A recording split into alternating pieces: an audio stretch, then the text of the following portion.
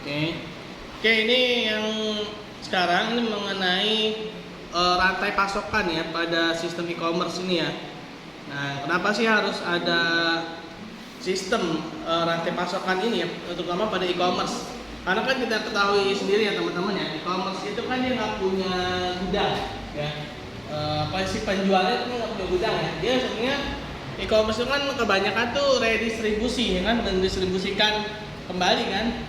Jadi dia harus mengatur banget nih bagaimana pasokannya itu, jangan sampai barang yang sudah dipesan itu dia ternyata nggak ada yang beli kan? Nah di sini dikatakan bahwa supply chain atau rantai pasokan ini ya berkaitan dengan siklus yang lengkap dari bahan mentah ya ke supplier, kegiatan operasional perusahaan, berlanjut ke distribusi sampai kepada konsumen. Nah, hal penting yang menjadi dasar pemikiran pada konsep ini adalah fokus pada pengurangan kesia-siaan. Nah, jadi biar tidak mubazir gitu ya, agar barang yang diproduksi itu dia tidak menimbulkan biaya, terutama biaya gudang, biaya pemeliharaan. Karena memang yang paling besar ya, biaya yang paling besar itu adalah biaya ruangan teman-teman ya. Nah, biaya ruangan itu yang paling mendominasi adalah biaya gudang ya, biaya pemeliharaan ya. Nah, hal yang menjadi dasar pemikiran ya, konsepnya adalah fokus pada pengurangan ya, pengurangan biaya ya. Nah, apa sih supply chain management? Nah, merupakan pengelolaan berbagai kegiatan dalam rangka memperoleh bahan mentah dan juga dengan transformasi ya. Jadi proses dari bahan mentah, jadi si produsen ini dia udah memikirkan ya gimana nih produknya ini ya, agar dia memproduksi barangnya itu benar-benar sesuai dengan yang dibutuhkan gitu ya.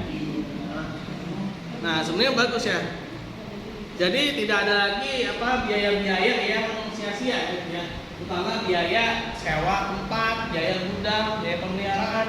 Itu kan sebenarnya biaya-biaya yang bisa dihilangkan teman-teman. Nah, mungkin ya kedepannya itu bisa jadi ya. Saya jadi teringat dosen saya tuh ya. Jadi gini, di Filipina ya, petani itu dia sudah bisa jualan secara internasional.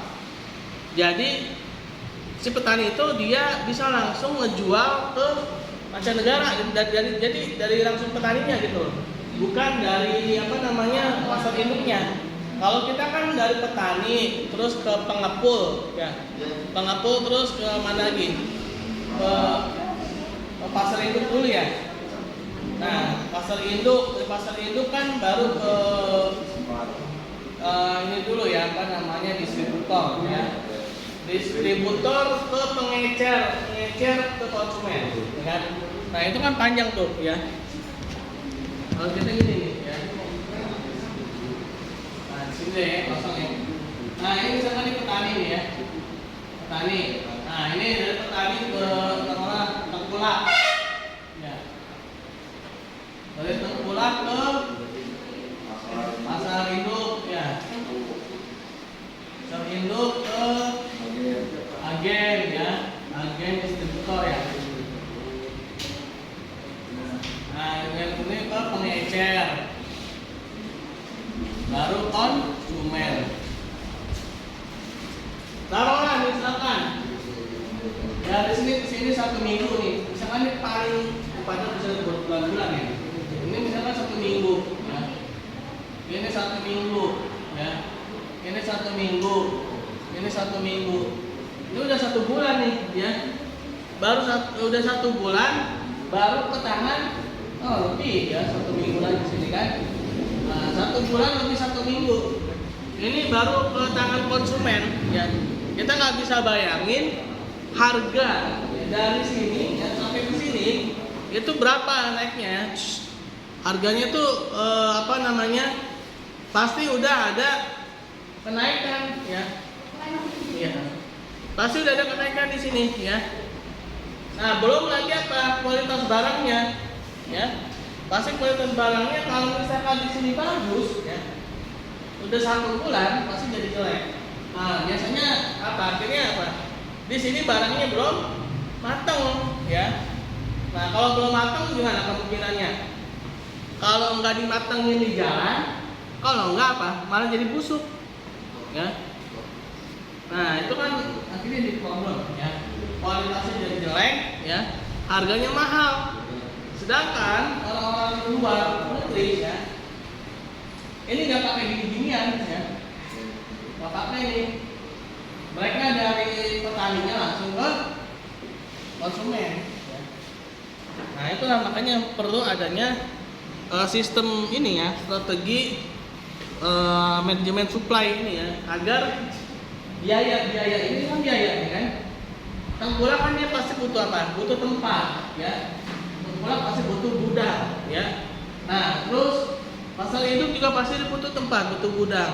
Nah ini masing-masing butuh gudang. Kalau ada gudang berarti ada yang jagain, ya. Nah yang jagain kan juga pasti nggak mau kerja rodi, ya. Pasti dia mau minta dibayar, ya kan.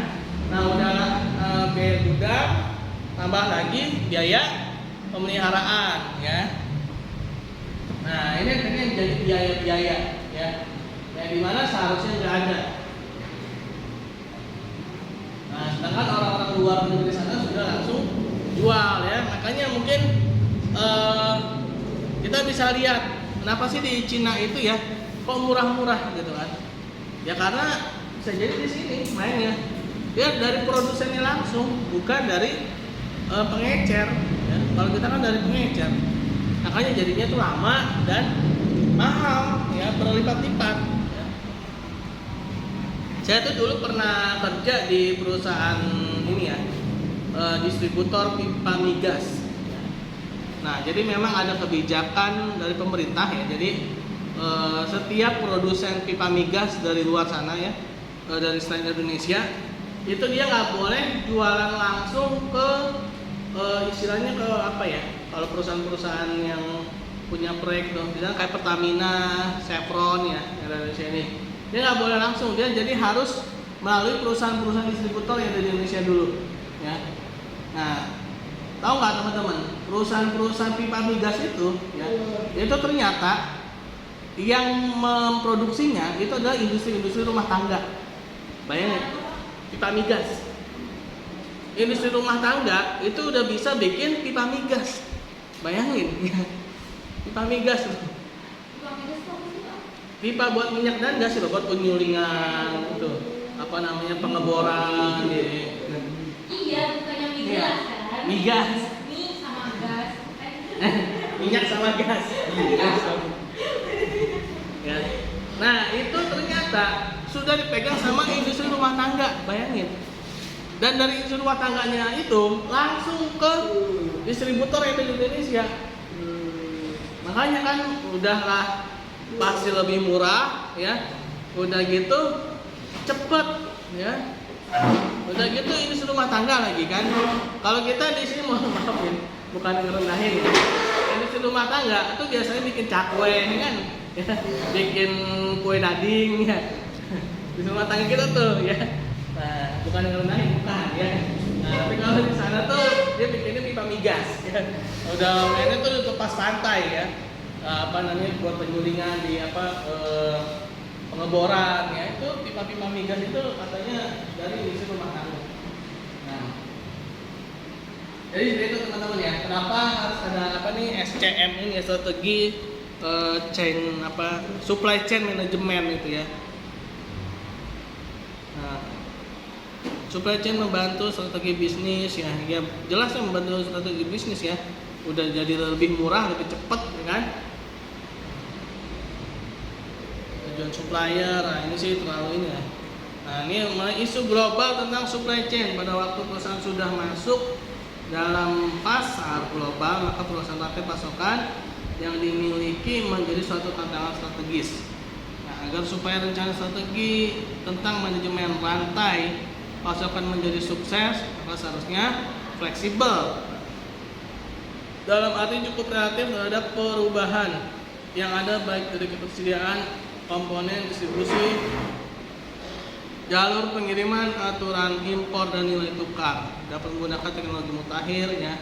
Nah ini teknologi mutakhir sekarang ini ya, luar biasa nih. Sekarang itu kita udah bisa mengakses ke berbagai penjuru dunia selama belum diblok ya, selama belum dihapus ya, sama yang punya pusat informasi ya, selama belum dihack ya, itu kita bisa mengakses ya. Nah, terutama dalam jual beli ya, terutama dalam perdagangan. Nah, sistem perdagangannya, sistem perang dagangnya ya. Nah, mungkin inilah yang salah satu yang diinformasikan dari Rasulullah SAW ya, bahwa nanti di akhir zaman nanti ya, kalian akan berperang ya. Berperang itu maksudnya bukan hanya berperang secara tapi juga berperang dagang ya. Itu yang berbeda gitu ya pada zamanku ini. Nah, mungkin ini salah satunya berperang melalui dunia digital ya. Jualan melalui dunia digital. Orang-orang mungkin dulu belum pernah menemukan ya. Memang sekarang ini luar biasa ya lonjakan-lonjakannya. Awalnya itu kan HP yang ada kamera ya, lalu ada SMS ya. Nah itu kan awalnya ini sebelum ada kayak itu kan HP cuma bisa buat telepon doang ya. Sebelumnya itu ada namanya pager ya. Nah ini mungkin teman-teman belum pernah melihat pager ya, atau udah pernah pager ya. Jadi kalau pager itu dia cuma bisa buat nulis doang ya. Nah jadi nggak ada nggak ada suara ya, dia jadi buat kayak SMS aja, SMS atau WA gitu ya. Nah itu pager tuh ya. Dulu tuh ada tuh lagunya tuh ya, didit pagerku berbunyi ya. Itu lagunya Iwaka tuh dulu ya. Nah itu zaman gitu ya. Mereknya tuh Starlink apalagi gitu ya, merek pager. Tuh orang kalau dulu kalau kantongnya udah pakai pager di sini, itu udah gaya. Tapi sekarang sih udah kuno lah ya. Lalu muncul handphone. Ya. Handphonenya itu segede apa? Segede batu bata, bahkan lebih gede lagi. Ya, segede-gede ya botol minuman itu lah ya, anak SD itu loh. Ya. Nah itu handphone zaman dulu tuh ya. Nah, kalau kata orang buat nimpuk anjing bisa gitu, buat ganjel pintu ya, kalau pintunya itu susah ditutup, pakai HP aja gitu kan. Orang nggak susah tuh buat buka pintu kan. Nah itu gedenya segitu ya. Nah terus mulai mengecil lagi ya, mengecil segede gini. Nah mulai tuh ada gambar ya. Itu pun juga gambarnya masih gambar-gambar inilah, yang kotak-kotak gitu ya. Nah, jadi ya tampilannya juga nggak begitu bagus gitu ya. Nah terus jadi ada foto ya. Nah ini juga lonjakan, sebenarnya orang juga nggak pernah kepikiran gimana cara nyatuin ya. Dulu itu kok bisa ya, ada kepikiran gitu ya, nyatuin foto, kamera sama komunikasi kan, padahal itu nggak ada sangkut pautnya ya, nggak ada sangkut pautnya tuh, tapi ada kan. Nah sekarang yang lebih fantastisnya lagi jualan gitu ya, jualan di HP gitu ya, jualan menggunakan alat komunikasi. Nah ini lebih ininya lagi kan, frontalnya lagi ya. Terus udah gitu yang belinya boleh nggak punya uangnya nanti ya nggak apa-apa ya kan. Nah ada nih fintech ini yang memberikan pinjaman. Nah tambah lagi jadi konsultif ya. Nah itu kan sebenarnya terobosan yang luar biasa ya, tapi harus disikapi juga, jangan sampai ya ini kita ya memeningkan hawa nafsu gitu ya. Jadi tuh pengennya beli ya kan. Apalagi kalau teman-teman nih yang lihat biasanya HP ya, keluaran terbaru, apalagi yang yang biasa tertarik tuh. Nah, pentingnya pembelian merupakan dengan peluang besar pengurangan biaya. Ya jelas ya. Jadi semakin banyak pembelian berarti biayanya makin berkurang. Kenapa? Karena sewa tempatnya semakin mengecil ya. Nah ini mengenai sewa tempat atau kantor, sekarang ada istilahnya virtual office. Nah itu virtual office itu jadi dia kantornya itu cuma sepetak segede kuburan. Iya, virtual office itu cuma segede kuburan ya. Isinya itu cuma satu orang doang. Jadi dia sebagai ini aja admin. Nah, tapi transaksinya itu bisa triliunan ya. Triliunan itu. Nah, lokasinya di mana? Itu di daerah-daerah industri kayak Sudirman, Tamrin ya, terus Kuningan ya. Nah, itu rata-rata kalau perusahaan pengen dibilang bonafit ya, itu harus punya alamat kantor di sana ya. Gak peduli cuma segede kuburan ya, 2x1 ukurannya, yang penting alamatnya di Sudirman, di Kuningan, di Tamrin ya. Ya, nanti kalau misalkan ada korespondensi alamatnya di gedung apa, misalkan di Kuningan itu apa tuh, Menara Kuningan gitu ya. Nah, ini kalau udah kayak gitu biasanya dianggap bonafit ya. Nah, padahal ya cuma sepetak doang gitunya ya.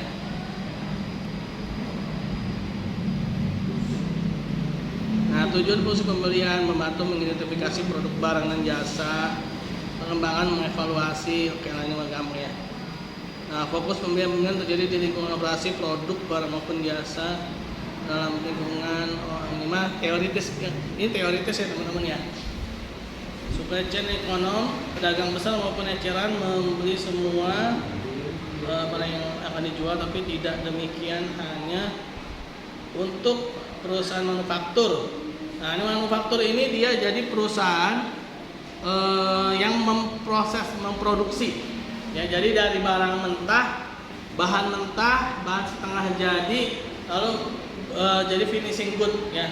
Nah, itu kalau teman-teman belajar akuntansi ya, kalau di jurusan akuntansi itu ada namanya akuntansi manufaktur ya. Nah, ini paling jelimet ya. Kenapa? Karena dia harus menghitung berapa tuh barang itu dari apa namanya, barang mentah menjadi barang setengah jadi. Nah, dari barang setengah jadi barang finish ya. Kalau biasanya kan kita akuntansi itu kan jual beli aja kan, ada jual beli barang, harga barangnya berapa, ada keuntungannya berapa. Nah, terus jadi harga apa namanya setelah ada keuntungan kan, kayak gitu doang. Tapi kalau manufaktur itu dia dari benar-benar istilahnya, kalau jualan gedung itu dari harga semennya ya, dari harga batu batanya berapa, semennya berapa, kacanya itu berapa. Nah, lalu gedung itu dibuat ya, dari setengah apa namanya, belum menjadi gedung utuh, lalu sampai menjadi sebuah gedung yang utuh. Nah, itu betul ya, faktor. Alasan membuat, ini alasan membuat karena produksi yang lebih rendah, pemasok cocok, masuk yang memadai. Oke lah. Lalu ada istilahnya lagi outsourcing ya teman-teman. Ini saya lengkap ya, karena takut waktunya nggak keburu ya. Nah, outsourcing ini adalah sebuah lembaga ya, jasa yang dia sebagai ini ya, sebagai apa ya, pemasok atau penolong lah. Jadi kalau outsourcing itu main itu per project ya, semuanya bagus itu outsourcing itu per project. Misalkan nih Pertamina ya, misalkan Pertamina ini lagi apa namanya, mau melakukan penyulingan ya, mau melakukan penyulingan minyak. Nah, Pertamina itu ketika melakukan penyulingan minyak, dia pasti butuh banyak tenaga ya untuk apa namanya, penyulingan itu kan. Tapi kalau misalkan penyulingannya udah selesai, itu tenaga-tenaga yang membantu itu kan nggak dibutuhin lagi. Nah, makanya dia butuh tenaga-tenaga outsourcing ya, tenaga-tenaga yang hanya dibutuhkan pada saat proyeknya aja. Nah, itu biasanya outsourcing itu bagusnya begitu ya. Jangan sampai kalau yang untuk yang harian, untuk yang istilahnya apa ya, bukan harian ya, kontinuitas gitu ya, itu jangan outsourcing. Itu memang harusnya orang-orang yang internal langsung ya.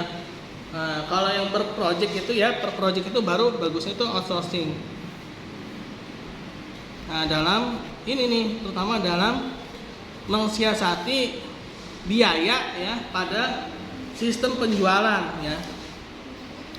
Nah, lalu ada lagi namanya vertical integration, pengembangan kemampuan produksi barang atau jasa yang sebelumnya dibeli atau dengan benar-benar membeli pemasok atau distributor.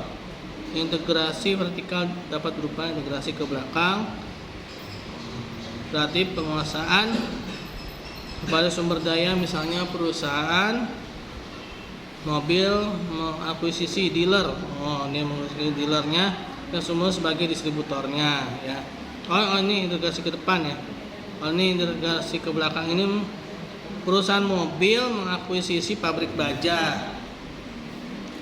Ini vertical integration. Airetsu Network, penjagaan perusahaan manufaktur mengambil jalan tengah. Ini gampang lah ya. Ini. Nah, lalu ini ya, yang E ini langsung kita lengkap E ya. Mengelola rantai pasokan.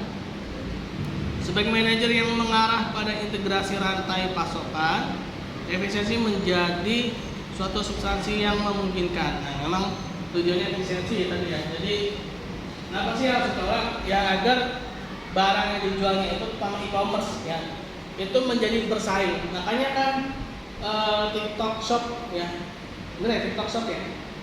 TikTok Shop itu kan dihapus kan. Dia karena kena protes oleh pedagang-pedagang di Tanah Abang. Ya. Nah, yang menjadi titik permasalahan itu adalah masalah harga. Ya. Kenapa kok bisa lebih ke sana? Karena memang lebih murah. Terlepas dari apakah itu strategi jualan, ya istilahnya bakar uang, ya. Bakar uang tuh kayak dulu tuh ya, ojek kendaraan online ya. Dulu tuh ternyata memang melakukan strategi bakar uang, ya. Saya ngerasain banget itu dulu ya, ketika awal-awal muncul kendaraan sewa online itu ya, itu bisa separohnya. Tapi kalau sekarang sudah sama lah sama kendaraan yang biasa. Itu memang itu strategi bakar uang, ya. Nah, atau terlepas dari itu semua ya, yang pastinya dia lebih murah lah ya. Jual beli online ini lebih murah. Kenapa? Karena ya dia mengelola rantai pasokan itu. Ya, jadi tidak terlalu berlebih ya. Tidak terlalu memakan tempat. Tidak terlalu dia itu makan biaya sewa atau biaya pemeliharaan ya. Siklus material pemasok ya, oke lah ini udah lewat. Nah, trust yaitu kepercayaan merupakan kritis bagi efektivitas. Nah, ini dalam jual beli online juga biasanya yang paling dipentingkan adalah trust. Untuk membangun trust, dia nggak bisa sendirian. Seorang pedagang online untuk membangun trust itu dia nggak bisa langsung jualan sendirian, kecuali kalau memang dia punya teman, ya temannya sendiri. Nah, dia untuk go internasional ya, dia butuh ini platform ini yang sudah dipercaya ya, yang sudah istilahnya itu dikenal oleh dunia internasional. Dia butuh namanya beli, butuh Bukalapak, butuh Lazada, Shopee, Tokopedia dan lain-lainnya gitu ya, untuk membangun trust sebenarnya. Trust ya, bukan trasi ya.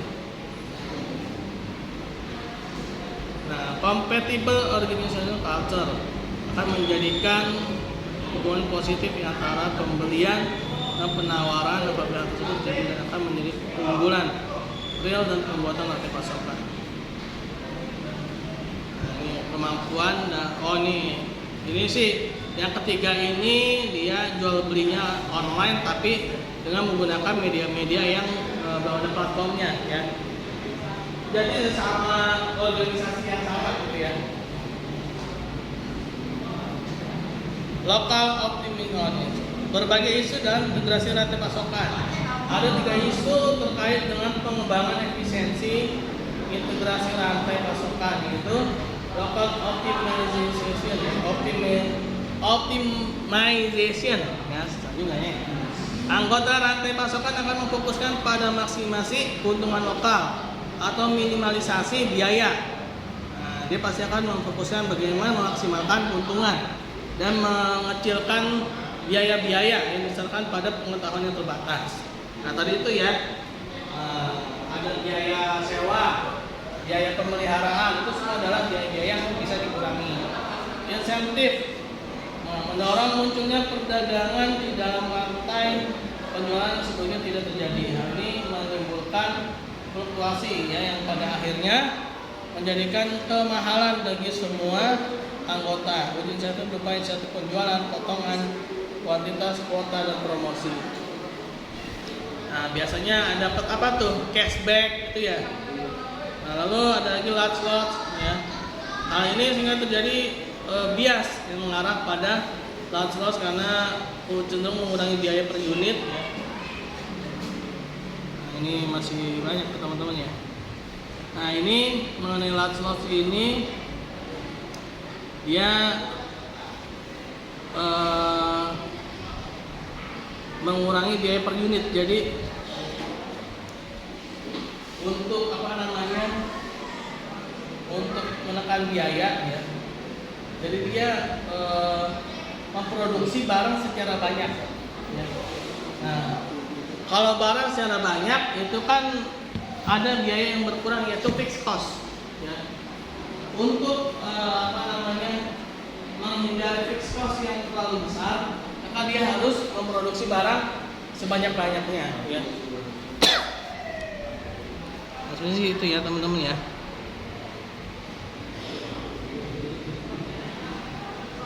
Oke. Oh, ini mah pengiriman ya, kapal laut oleh pesawat udara. Sebenarnya sih ini tinggal dibaca aja teman-teman ya. Mengatur casing, negosiasi, pengembangan penjual ya, isi pasar ya, pemilihan vendor. Oke lah, ada yang mau tanyakan nggak? Ya, kenapa? Oh cukup. Oke, terima kasih teman-teman. Sebelumnya kita tutup dengan baca hamdalah, alhamdulillahirabbil alamin, dan subhanakallahumma bihamdi, subhanakallahumma bihamdika, asyhadu an la ilaha illa anta, astaghfiruka wa atubu ilaik. Assalamualaikum warahmatullahi wabarakatuh.